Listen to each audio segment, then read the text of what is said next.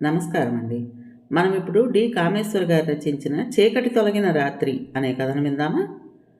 ఉదయం 11:20 కలకత్తా నుంచి Bhubaneswar ఎయిర్పోర్ట్లోకి ఫోకర్ friendship plain రాయంచల నెమ్మదిగా క్రిందికి దిగొచ్చి ల్యాండ్ అయింది.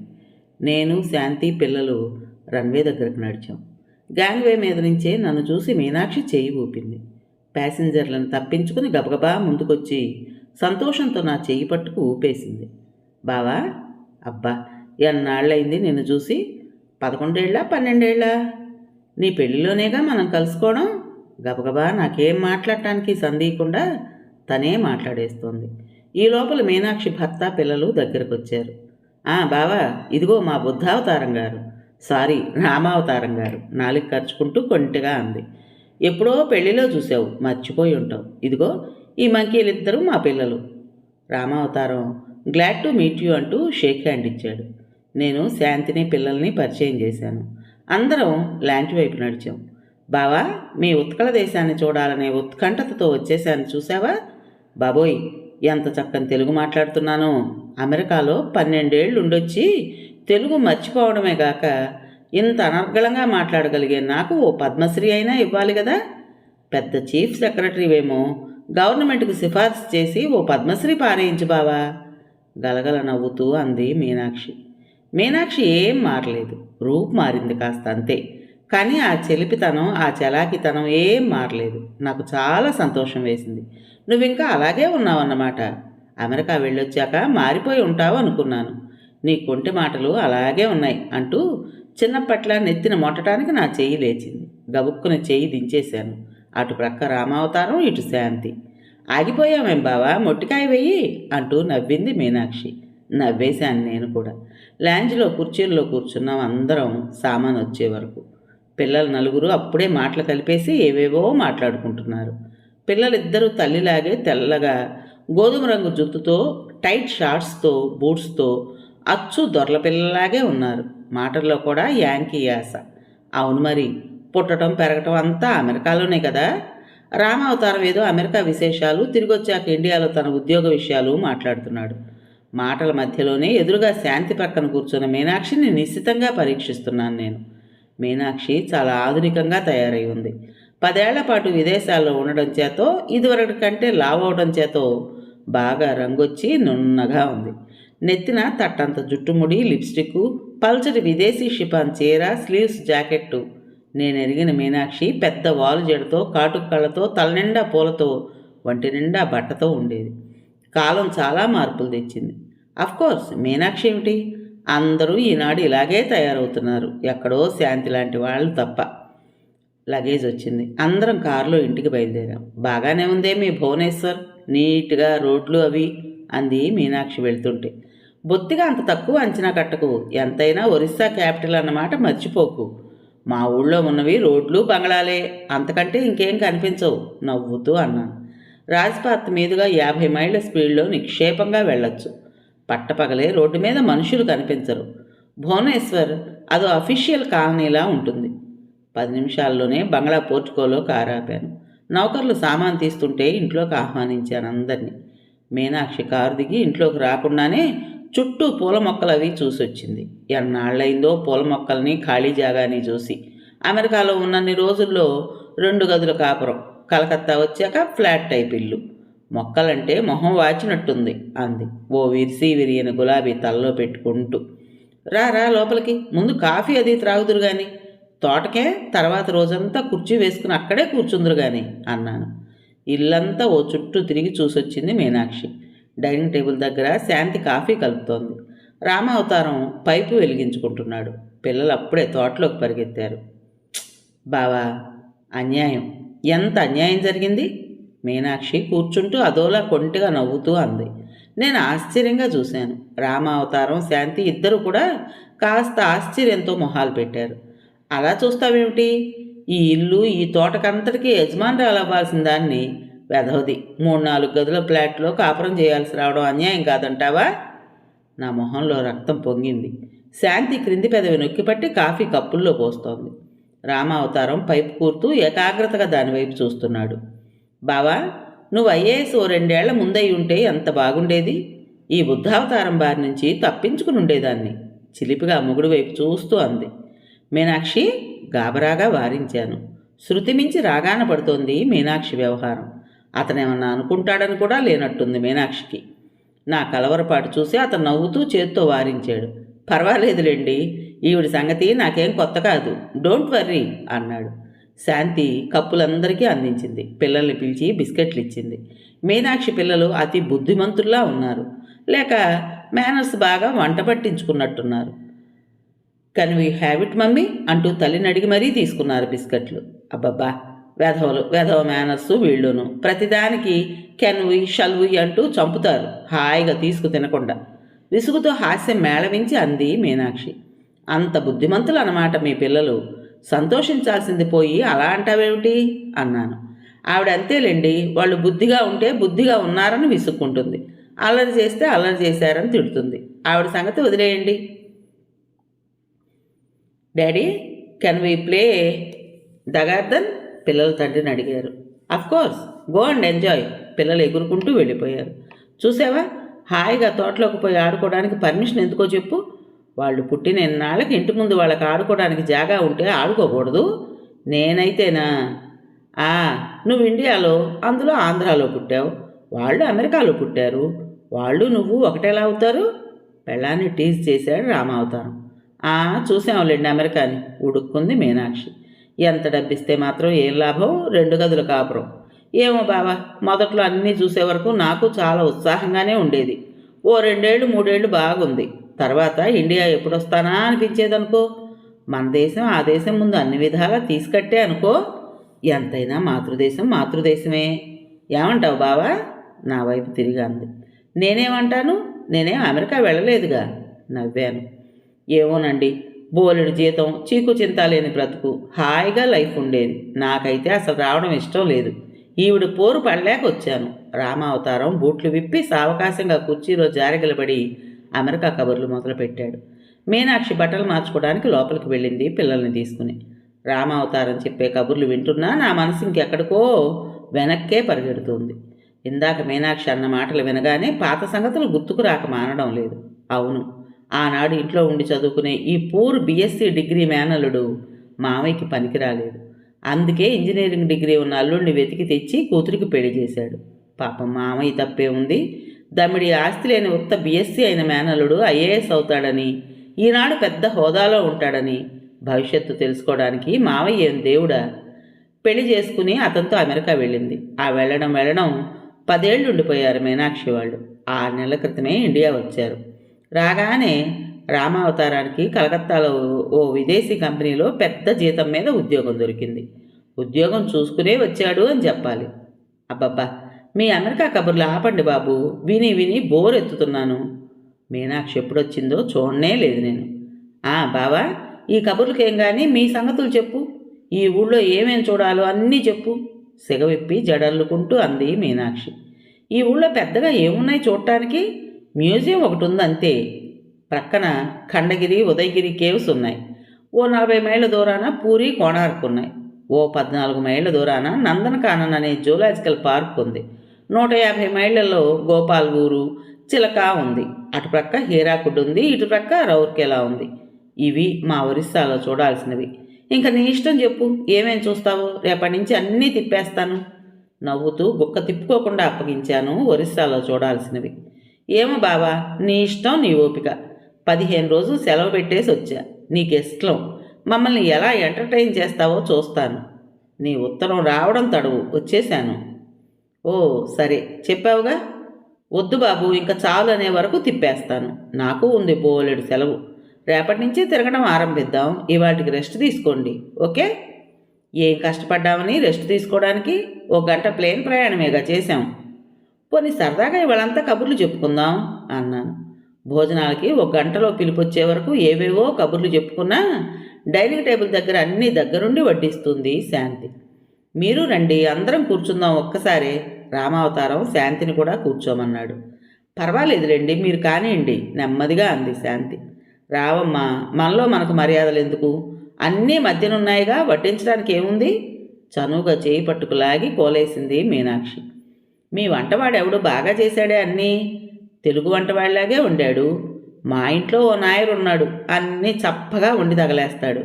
నిజంగా అమెరికా నుంచి వచ్చాక ఓ నెల్లాళ్ళు అమ్మ దగ్గరుండి కరువుదీరా మన భోజనం తిన్నాను. మళ్ళీ కలకత్తా వచ్చాక నోరు చచ్చిపోయింది. మళ్ళీ ఇన్నాళ్ళకి ఇవాళ తింటున్నాను. గోంగూర పచ్చడి కలుపుతూ అంది మీనాక్షి. మా వాడికి శాంతి ఎన్నాళ్ళు దగ్గరుండి ట్రైనింగ్ ఇస్తే ఇప్పటికి నేర్చుకున్నాడు. ఇప్పటికీ పచ్చళ్ళు పులుసులు అలాంటివి శాంతి స్వయంగా చేస్తుంది. ఏమో బాబు, నాకు ఆ వంటింట్లోకి వెళ్ళడం అంటేనే బోరు. ఎలాగో అమెరికాలో తప్పక చచ్చినట్టు ఏదో చేసేదాన్ని. అయినా నా మొహం నాకేం వంటొచ్చు? పెళ్ళయ్యే వరకు కాఫీ పెట్టుకోవడం కూడా రాదు. అక్కడికి వెళ్ళాక కొన్నాళ్ళు నానాపాట్లు పడి ఎలాగో కొన్ని తయారు చేయడం నేర్చుకున్నాను. ఎవడైనా మనం చెప్పి చేయించుకోవడంలో ఉంటుంది. కొన్నాళ్ళు చెప్పకపోతే మన వంటలు ఎలా చేస్తారు? నువ్వేమో మరీ అసలు వంటింటి ఛాయలకే వెళ్ళవు. అలాంటప్పుడు వాడు ఏది పెడితే అది తినాలి. రామావతారం భార్య వంక చూస్తూ అన్నాడు. వాడి వెనకాల పడి నేను చేయడానికి వాడిని పెట్టుకున్నది సాగదీసింది మీనాక్షి. మరి ఇంకా అలాంటప్పుడు వాడిని తిట్టడం మానేయాలి. రామావతారం శాంతి వంటను మెచ్చుకుంటూ సుష్టుగా తిన్నాడు. మీనాక్షి అన్నం ఎక్కువ తినకపోయినా 4 రకాలు కలిపింది. ఎటొచ్చి పాపం ఏం తినంది వాళ్ళ పిల్లలే. ఈ పప్పులు పులుసులు తినడం, ఈ కారాలు అలవాట్లేనట్టుంది. అతి కష్టం మీద ఏదో తిని ఇంక పెరుగు తిన్నారు. భోజనం చేస్తున్నంతసేపు ఆగకుండా మాట్లాడింది మీనాక్షి. ఆ కొద్దిసేపట్లోనే, ఆ 2 గంటల కాలంలోనే నేను కనిపెట్టింది ఏమిటంటే రామావతారం అంత మాటకారి కాదని, అవసరానికి మాత్రం మాట్లాడతాడని అర్థమైంది. అది గర్వం కాదు, అతని స్వభావం. చూస్తుంటే మీనాక్షి అతన్ని డామినేట్ చేసినట్టే కనిపిస్తుంది. అతని మాట చొరబడలేదు, చెబుతుంటే వినిపించుకోదు. తన గోల తందే గాని అసలే మెత్తనివాడు. మీనాక్షి ధాటికి ఆగలేక ఇంటి సంగతే కాక వీధి సంగతి మీనాక్షి చేతుల్లో పెట్టేసి ఓ నమస్కారం పెట్టేసినట్టు అతని మాటల వల్ల తెలుస్తుంది. మీనాక్షి స్వభావం చిన్నప్పటి నుంచి తెలిసిన నాకు రామావతారం అలా మారిపోకుండా ఉండడంలో ఆశ్చర్యంగా ఉంది, కానీ మారిపోవడంలో ఆశ్చర్యమేమి కనిపించలేదు. మీనాక్షి కోపం, పంతం, దురభిమానం అన్నీ ఓ పాలు హెచ్చేనని అనుభవపూర్వకంగా తెలుసు నాకు. మెట్రిక్ దగ్గర నుంచి బీఎస్సీ వరకు వాళ్ళింట్లో చదువుకున్న నాకు మీనాక్షి సంగతి తెలియకపోవడం ఏమిటి? ఆ పంతం, కోపం అది గారాల ఏకైక కుమార్తె అవడం నుంచే వచ్చాయి. స్వతహాగా మీనాక్షి కొంటిదే గాని చెడ్డది కాదు. అందరినీ ఏడిపించడం ఓ హాబీ. ఎవరినీ కేర్ చేయకపోవడమే కాక అందరూ తనని కేర్ చేయాలని, తన అడుగులకి మడుగులొత్తాలన్న స్వభావం అవన్నీ ఇంట్లో చేసిన ముద్దు వల్లే వచ్చాయని నాకు తెలుసు. ఆ రోజుల్లో మీనాక్షికి నేనంటే ఎలాంటి అభిప్రాయం ఉండేదో ఇప్పుడు అడిగితే నేను చెప్పలేను. ఆ రోజుల్లో దీని గురించి ఆలోచించాల్సిన అవసరమూ నాకు లేకపోయింది. ఎంచేత అంటే మీనాక్షి ఎంత మరదలైనా, వావి వరుసలన్నీ కుదిరినా మీనాక్షి పక్కన నిలబడే అర్హతలు నాకు మా కుటుంబానికి ఆనాడు లేకపోవడం చేత కేవలం వాళ్ళింట్లో అవసరార్థానికి ఉండి బుద్ధిగా చదువుకోవడం వరకే తప్ప ఇతరత్ర ఆలోచనలు ఆనాడు నాలో ఎన్నడూ రాలేదు. నాతో చనువుగా మాట్లాడేది, అవసరమైనప్పుడు అథారిటీ చేసి పనులు చేయించుకునేది. ఏనాడన్నా తను చెప్పింది కాదన్నా చేయనన్నా దెబ్బలాడి మాటలు మానేసేది. ఒక్కోనాడు మూడు నా వైపు తిరిగితే ఏ సినిమాకో లాక్కెళ్ళేది, లేకపోతే వారం వేసి రోజులు నా ఛాయలకే వచ్చేది కాదు. మీనాక్షి స్వభావం అంతే అనుకునేవాడిని తప్ప కించపడేవాడిని కాను. నేనంటే అభిమానం ఉండేదని నాకు తెలుసు, కానీ అది నిదర్శనంగా ఏ సాక్ష్యాలు చూపాలో నాకు తెలియజెప్పే మాటలు తెలియవు. ఏమిటి బావా ఆలోచన? డ్రాయింగ్ రూమ్లో ఒక్కపొడి వేసుకుని కూర్చున్నాక మీనాక్షి వైపే చూస్తూ ఆలోచిస్తున్న నన్ను పిలిచింది మీనాక్షి. నీ గురించే, నిజమే చెప్పేశాను నవ్వుతూ. నా గురించా? చిన్నప్పటి మీనాక్షికి ఇప్పుడు మీనాక్షికి తేడా ఉందా అని చూస్తున్నాను. చెప్పు, మారానంటావా? కుతూహలంగా అడిగింది. శారీరకంగా 10 ఏళ్లలో వచ్చే మార్పులు తప్ప నీలో పెద్ద మార్పు ఏమీ కనపడటం లేదు. ఆ మాటలు అవి అలాగే ఉన్నాయి. రామావతారం గారు, చిన్నప్పుడు మీనాక్షికి ఎంత పంతం ఉండేదో తెలుసా? తన మాట నెగ్గే వరకు నిద్రపోయేది కాదు. ఇప్పుడు మాత్రం అలా లేదంటారేమిటి? చిన్నగా నవ్వి అన్నాడు రామావతారం. అయితే మీనాక్షి మారలేదంటారన్నమాట. ఆవిడ మారుతుందా? తనతో చాలలేక ఓ నమస్కారం పెట్టేసి నేనే మారి ఊరుకున్నాను. మీ కబుర్లు మా బావ నమ్మడులేండి. నమ్మకపోవడం ఏమిటి? నీ సంగతి తెలియకపోవడానికి నేనేం కొత్తవాడినా? ఏమో, నేను మా అన్నగారి పక్షమే సుమా. మీనాక్షిని ఏడిపించడానికి అన్నాడు. ఏమిటమ్మా అక్క? అక్కవా చెల్లెలవా? అన్నదమ్ములిద్దరూ ఏకమైపోతే నన్ను సపోర్ట్ అన్నా చేయవే? శాంతితో దబాయింపుగా అంది మీనాక్షి. శాంతి తన మామూలు చిరునవ్వు నవ్వి ఊరుకుంది. నాకు కాస్త ఒళ్ళు మండింది. మాట్లాడితే నోటి ముత్యాలు రాలుతాయా అన్నట్టు ఒక్క మాటైనా మాట్లాడదు శాంతి. ఇంత సరదాగా అందరం కలుసుకున్నాం, నలుగురు సరదాగా కూర్చుని మాట్లాడుకుంటున్నప్పుడైనా 4 మాటలు మాట్లాడకూడదు? ఓ చిరునవ్వు ఒలకపోయకపోతే? ఎంతో గేమ్ మూడ్లో ఉన్న నాకు శాంతి మామూలు మౌనం చూస్తే ఎప్పట్లా తన స్వభావం అని సరిపెట్టుకోలేకపోయాను. అందులో నవ్వుతో గలగలా మాట్లాడుతూ హాస్యాలతో నవ్వులతో ఇల్లంతా సందడిగా తిరిగే మీనాక్షిని చూస్తుంటే శాంతి ఇలా ఎందుకు ఉండకూడదు? ఏదో పోగొట్టుకున్నట్టు, ఏదో కొంప మునిగినట్టు మొహం పెట్టుకుని మాట్లాడకుండా ఓ మూల కూర్చోకపోతే తను నవ్వుతూ తుళ్ళుతూ రోజు ఎందుకు ఉండకూడదు అనిపించింది. ఇంట్లో శాంతి మాట చాలా అరుదుగా వినిపిస్తుంది. అడిగిన దానికి జవాబు చెప్పటం, ఏదన్నా కావలిస్తే ముక్తసరిగా అవసరం ఉన్నంతసేపు మాట్లాడటం మినహా శాంతి ఎక్కువ మాట్లాడటం నేను పెళ్ళైన ఈ 9 ఏళ్లలో చూడలేదు. ఇంట్లో వంట పని చూసుకోవడం, పిల్లలకు చదువు చెప్పుకోవడం, ఏదో ఒక పని పెట్టుకోవడం, అంతగా ఖాళీ దొరికితే ఓ పుస్తకం పట్టు కూర్చోవడం తప్ప ఓ స్నేహితులు, కబుర్లు, షికార్లు, సినిమాలు, క్లబ్లు అవి అంతగా అక్కర్లేదు శాంతికి. ఎప్పుడైనా వచ్చిందంటే నా పోరు పడలేక 6 సార్లు అడిగాక విధి లేక బయలుదేరుతుంది శాంతి. శాంతికి పూర్తి వ్యతిరేకమైన నేను శాంతి స్వభావానికి సరిపెట్టుకుపోవడం అలవాటు చేసుకుంటున్నాను. ఎంత స్వభావం అని ఇన్నాళ్ళు సరిపెట్టుకున్నా ఈరోజు ఎంచేతో మీనాక్షిని చూస్తుంటే శాంతి అలా ఉంటే మా ఇల్లు ఇంకెంత అందంగా ఉండేదో, ఇంకెంత స్వర్గంగా మారేదో అన్న ఊహ రాక తప్పలేదు.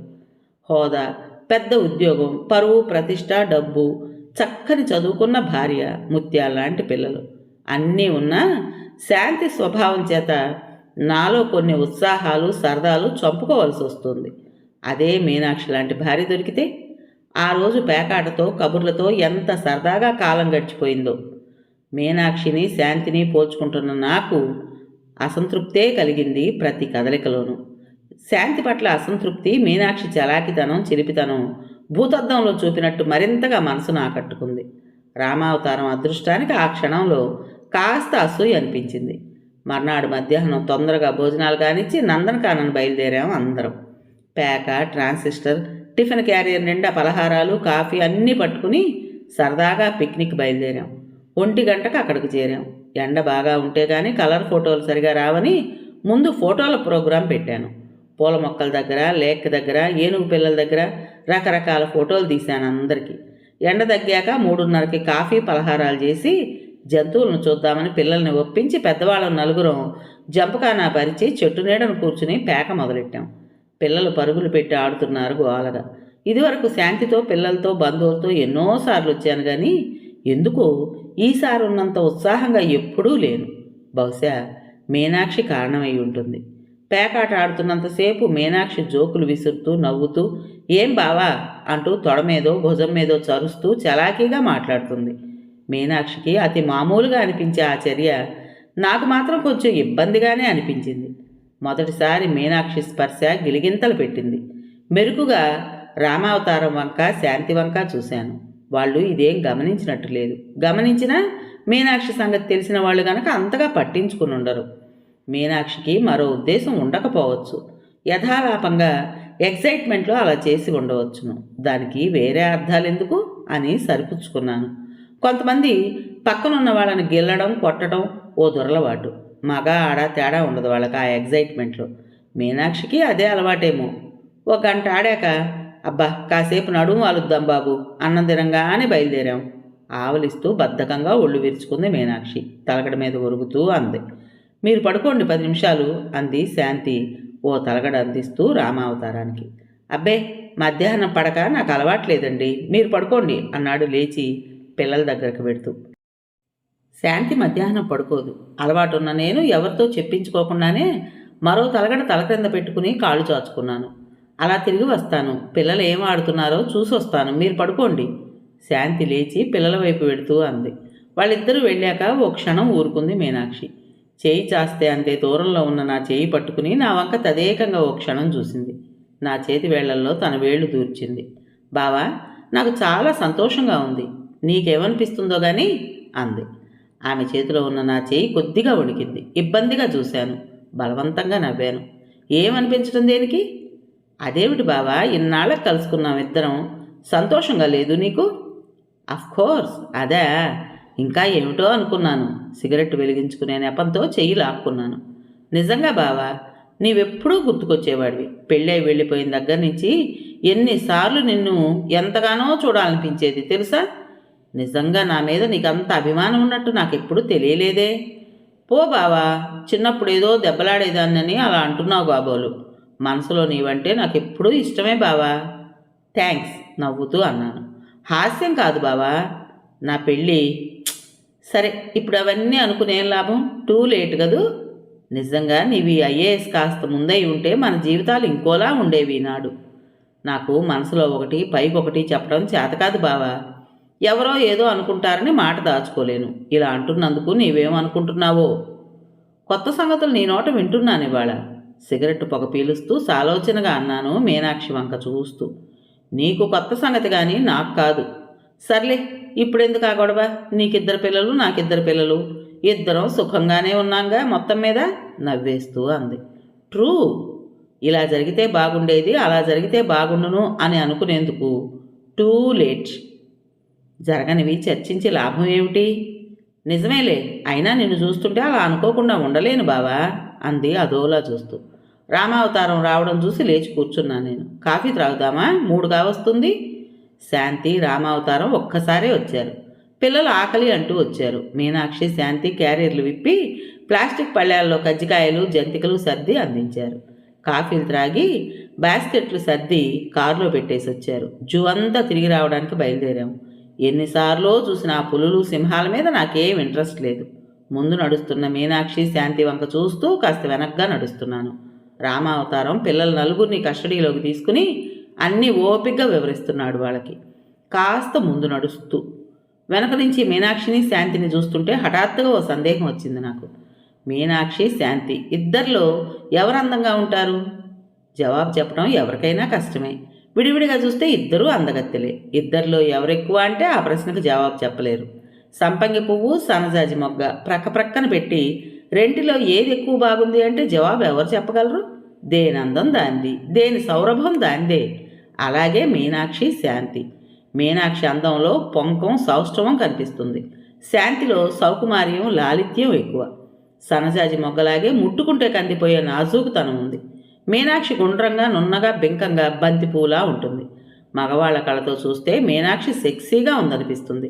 మగాడిని కవ్వించే అందం మీనాక్షిది. అది శాంతిలో లేదు.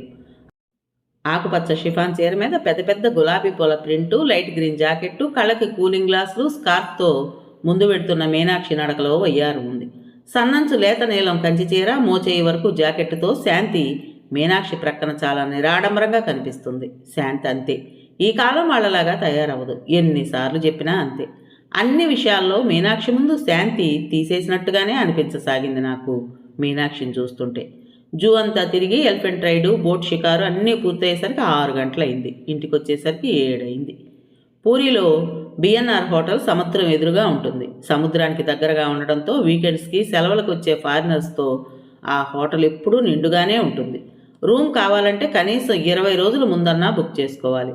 ఆ హోటల్ నుంచి తిన్నగా సముద్రపు ఒడ్డు వరకు సిమెంట్ ఫుట్పాత్ వేశారు. స్విమ్మింగ్కి వెళ్ళదలిచిన వాళ్ళందరూ హోటల్లోనే డ్రెస్ అయి తిన్నగా సముద్రం ఒడ్డుకు వెళ్ళిపోతారు. పైన ఏ బాత్రోబో డ్రెస్సింగ్నో కప్పుకుని.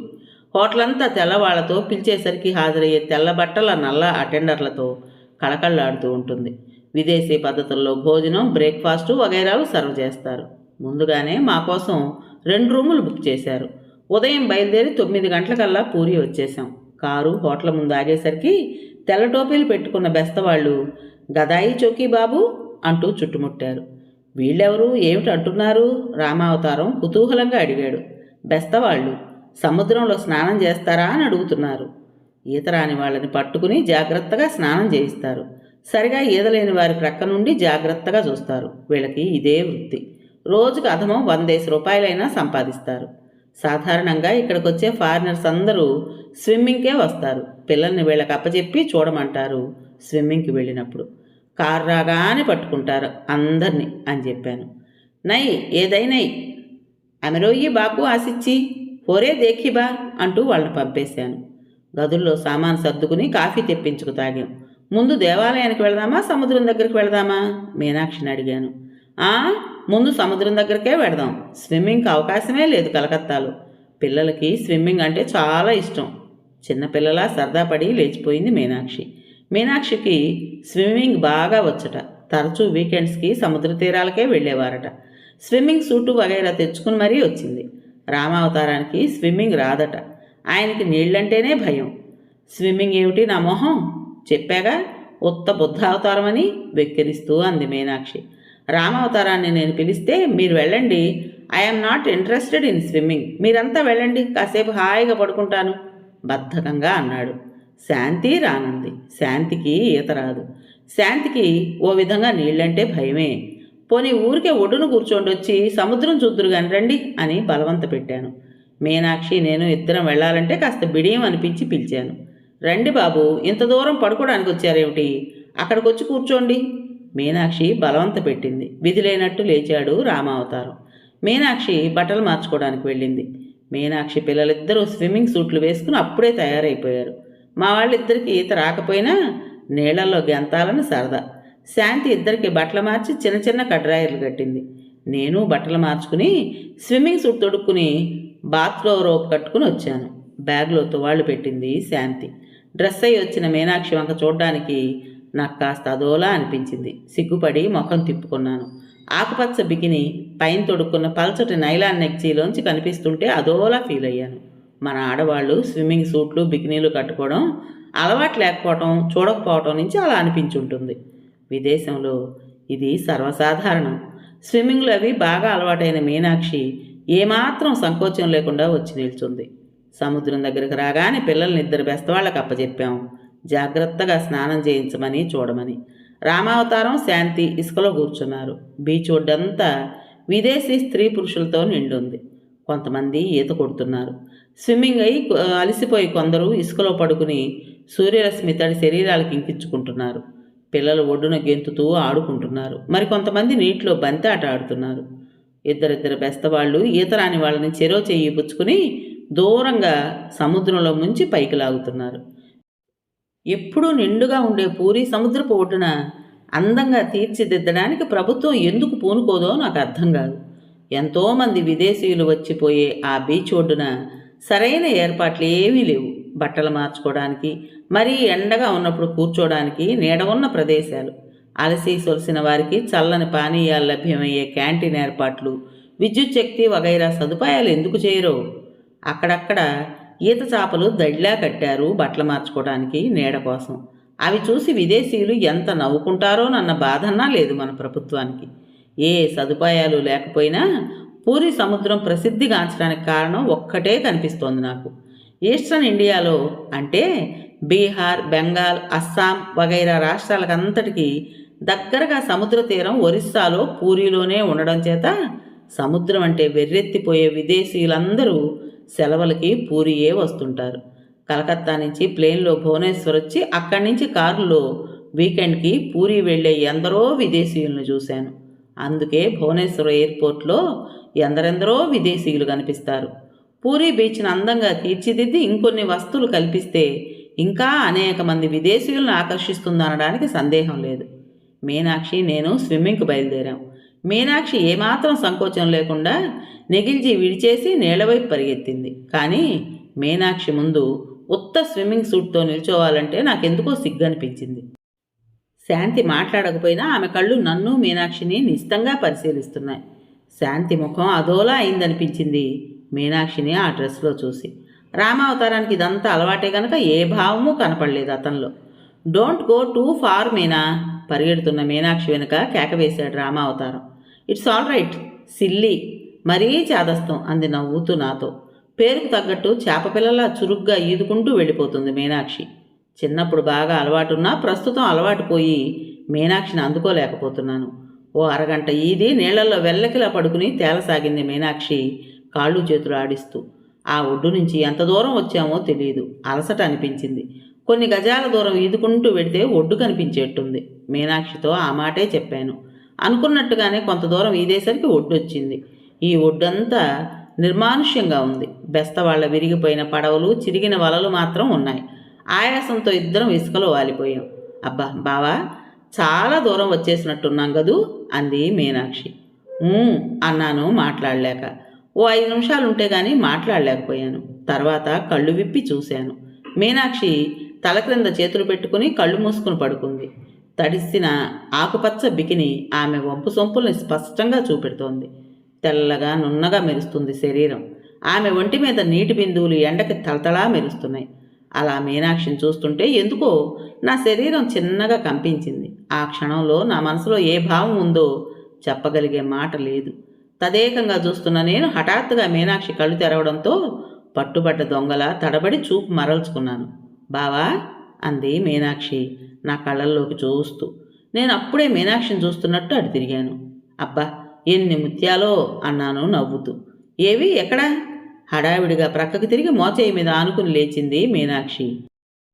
అవిగో అన్నాను మీనాక్షి వంటి మీద మెరుస్తున్న నీటి ముత్యాలను చూపిస్తూ. మీనాక్షి తన శరీరం వంక చూసుకుని అరక్షణం సిగ్గుపడింది. పో బావా, ఇంకా నిజం అనుకున్నాను. పూరీ సముద్రం గవ్వలు శంఖాలు వగైరాలకు ప్రసిద్ధి కదా, ముత్యాలు కూడా దొరుకుతాయి అనుకున్నాను. అమ్మా ఎంత ఆశ! హారం చేయించుకుందాం అనుకున్నావా? మీనాక్షి 2 దొర్లులు దొర్లి నా దగ్గరకు వచ్చి మోచేయి మీద ఆని నా మొహంలోకి వంగి చూసింది కొంటెగా. అమ్మో, బావగారికి సరసం కూడా తెలుసన్నమాట అంది చిలిపిగా. నా తడి జుట్టు గుప్పెడితో పట్టుకుని అటు ఇటు గుంజింది. నా మీదకు వంగున్న మీనాక్షి తగిలి తగలిన అర్ధనగ్న శరీరం, వంటిని పూర్తిగా కప్పన ఆ దుస్తుల్లోంచి కనిపించే మీనాక్షి సౌష్ఠవం చూసి వేడి రక్తం పొంగింది. కళ్ళు గట్టిగా మూసుకున్నాను. లేకపోతే ఈ పాడు మనసు శరీరం ఏకమయ్యి ఏం చేయకూడదు చేయిస్తుందో నా చేత. మీనాక్షికి ఎంత చొరవ, ఎంత నిర్భయం! పరాయి మగవాడినన్న ఆలోచన కూడా లేనట్టు ఎంత నిర్భయంగా నా పక్కన పడుకుంది. నా మీద అంత నమ్మకమా, లేక నా నిగ్రహం ప్రయోజకత్వం పరిశీలిద్దామనే? మీనాక్షి అభిప్రాయం ఏమిటో తెలుసుకోలేకపోయాను. ఆ కళ్ళల్లోకి ఎంతసేపు చూసినా కొంటితనం మాత్రం కనిపిస్తుంది. ఎక్కువసేపు మీనాక్షిని పక్కన ఉంచుకుని నిగ్రహం చూపడం నా వల్ల కాలేదు. నా శరీరం వశం తప్పకముందే వివేకమో సంస్కారమో చెప్పలేను కానీ తట్టి లేపాయి, లేక పిరిగితనమైనా కావచ్చు. చటుక్కున లేచి కూర్చున్నాను. పద మీనాక్షి వెళ్ళిపోదాం అన్నాను. అప్పుడేనా బావా అంది అదోలా చూస్తూ. అప్పుడేనా ఏమిటి, మనం వచ్చి 2 గంటల పైన అయింది. వాళ్ళు హడావిడి పడుతుంటారు. లే వెళ్ళిపోదాం అన్నాను లేచి నిలబడి. చేతులు రెండూ చాచింది విలాసంగా లేపమన్నట్టు. చేతులు అందించింది, లాగాను. ఆ లాగడంలో మీనాక్షి ఆ వేగానికి తూలి పడబోయి నా గుండెల మీద చేతులు ఆంచి నిలదొక్కుంది. మీనాక్షి పడకుండా అప్రయత్నంగా నా చేతులు ఆమె నడుం చుట్టూ తిరిగాయి. ఒక్క క్షణం అలా నిలబడ్డామిద్దరం, ఒకరి మొహం ఒకరం చూసుకుంటూ. మీనాక్షి అన్నాను బరువుగా. నేనేమైపోతున్నానో నాకే తెలియని స్థితి అది. మీనాక్షి కొంటిగా నవ్వింది నా మొహం చూస్తూ. బావా అంటూ నా ముక్కు పట్టుకు ఊగించి నీళ్లలోకి పరిగెత్తింది. ఆ బావా అన్న మాటలో ఇంత పిరికివాడివేమిటి నువ్వు అన్న అర్థం స్ఫురించింది. నిజమే, పిరికివాడిని. లేకపోతే ఇలాంటి ఛాన్స్ ఎవరన్నా వదులుకుంటారా? మరి నేనెందుకు వదిలినట్టు? జవాబు ఆలోచించడానికి వ్యవధి లేదు. ఈదుకుంటూ వెళ్ళిపోతున్న మీనాక్షిని కలుసుకున్నాను. ఒడ్డుకు చేరేసరికి రామావతారం, శాంతి, పిల్లలు ఎవ్వరూ కనబడలేదు. బహుశా ఆలస్యం అయిపోయిందని హోటల్కు వెళ్ళిపోయి ఉంటారు. పిల్లలకు స్నానం చేయించిన బెస్తవాళ్ళు మమ్మల్ని చూసి బ్యాగ్ అందించారు. సే బాబూ మానే ఇత్తే పర్యంతు దేఖికిరి ఎవైకా జాయిచ్చి బాబు అన్నాడు. పద, వాళ్ళు ఇంతవరకు మన కోసం చూసి ఇప్పుడే వెళ్ళిపోయారట. తువ్వాలతో తుడుచుకుని బాత్రెట్ కప్పుకుని హోటల్కి బయలుదేరాం. ఇద్దరం హోటల్కి వెళ్ళేసరికి పిల్లలకు భోజనాలు పెట్టించేసి మా కోసం చూస్తున్నారు రామావతారం, శాంతి. మేం వెళ్ళగానే రామావతారం కోపంగా మీనాక్షి వంక చూశాడు. ఏనాడనగా వెళ్ళారు?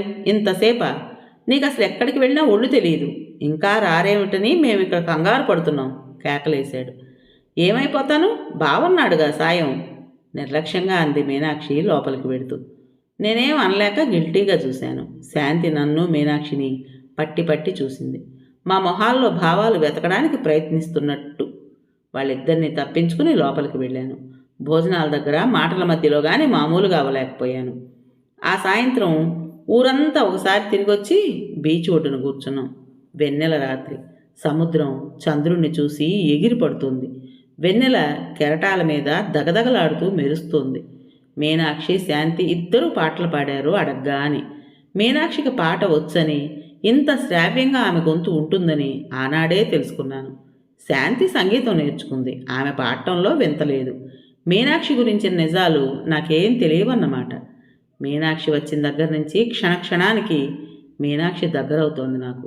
రామావతారం అదృష్టానికి ఆ కొద్ది రోజుల్లోనే ఎన్నోసార్లు అసూయపడ్డాను. మర్నాడు ఉదయం స్నానం చేసి పూరి జగన్నాథుని చూడ్డానికి బయలుదేరాం. రామావతారం పట్టుపంచి కట్టి అచ్చతెలుగు వేషం వేశాడు. మీనాక్షి, శాంతి పట్టుచీరలు కట్టారు. వాళ్ళందరినీ చూసి పంచి కట్టుకోవడం అలవాట్లేని నేను పైజామా లాల్చీ కట్టుకున్నాను. అయినా ఆ దేవాలయానికి ప్యాంటుతో వెళితే మళ్ళీ అదెందుకు పనికిరాదని అనుభవపూర్వకంగా తెలుసుకున్న నేను క్రిందటిసారిలా టెర్లిన్ ప్యాంటు పాడు చేసుకోలేక పైజామా కట్టుకున్నాను. నిజంగా పూరి దేవాలయం చరిత్ర ప్రసిద్ధమైందే అయ్యుండొచ్చు. ఆ దేవుడి మహిమ గురించిన నిజానిజాలు నాకు తెలియవు కానీ ఒకసారి ఆ దేవాలయానికి వెళ్ళొస్తే మరి వెళ్ళబుద్ధి పుట్టదు అని నా ఉద్దేశం. సర్వం జగన్నాథం అంటూ కుండల్లో ఉడికించిన అన్నం, పప్పు పిడతలు, వాటి మీద జుమ్మని ముసిరే ఈగలు, అవెంతో భక్తిగా భోగం అనుకుంటూ కొనుక్కుని కళ్ళకద్దుకు తినే ప్రజలు, గర్భగుడిలో ఆ చీకటి, కాలు క్రింద పెడితే జర్రున జారే ఆ పాకుడు, డబ్బీయడం ఏమాత్రం తక్కువైనా బండబూతులు తిట్టే పండాలు, కారు దిగ్గానే చుట్టుముట్టే ఆ పండాలు, అదంతా చూస్తే దేవుడి మీద భక్తి కలగడం అటుంచి ఉన్న భక్తి విశ్వాసాలు కూడా పోయి ఎప్పుడెప్పుడు వెళ్ళిపోదామా అనిపించడం సహజం. దక్షిణాదిన ఉన్నంత పరిశుభ్రంగా ఉత్తరాదిన దేవాలయాలు ఉండవు. అందులో పూరి, బెనారస్ దేవాలయాలు అపరిశుభ్రతకు ప్రసిద్ధి. ఆ వాతావరణంలో ఓ క్షణం కూడా దేవుడి మీద మనసు నిలవదు. అయినా ప్రజలు వెళ్ళడం మానరు. నాలాంటి వాళ్ళు ఇంత దూరం వచ్చాం, ఓసారి చూసిపోదాం అనైనా రాక మానరు.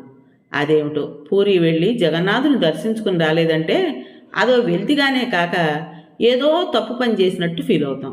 అంచేత ప్రతిసారి విసుక్కుంటూనే వెళ్ళడం పరిపాటి. కారు ఆగడం తడువు ఓ 10 మంది పండాలు చుట్టుముట్టారు దేవుని దర్శనం చేయిస్తామని. వద్దు మహాప్రభో అన్నా వినిపించుకోక వెంటబడ్డారు. కథ పేరు చీకటి తొలగిన రాత్రి. రచించిన వారు డి. కామేశ్వరి గారు. ఈ కథలోని మొదటి భాగం పూర్తయింది. విన్నారు కదండి. మరి ఈ కథ మీకు నచ్చిందా? నచ్చినట్టయితే లైక్ చేసి మరో నలుగురికి షేర్ చేయండి. అలాగే ఇంత మంచి కథను మనకు అందించిన రైటర్ గారికి మనందరి తరపున మనస్ఫూర్తిగా ధన్యవాదాలు తెలియజేసుకుంటూ, కొత్త వాళ్ళు కనుక మన ఛానల్ని చూస్తున్నట్లయితే తప్పకుండా సబ్స్క్రైబ్ చేసుకోండి. ఉంటానండి.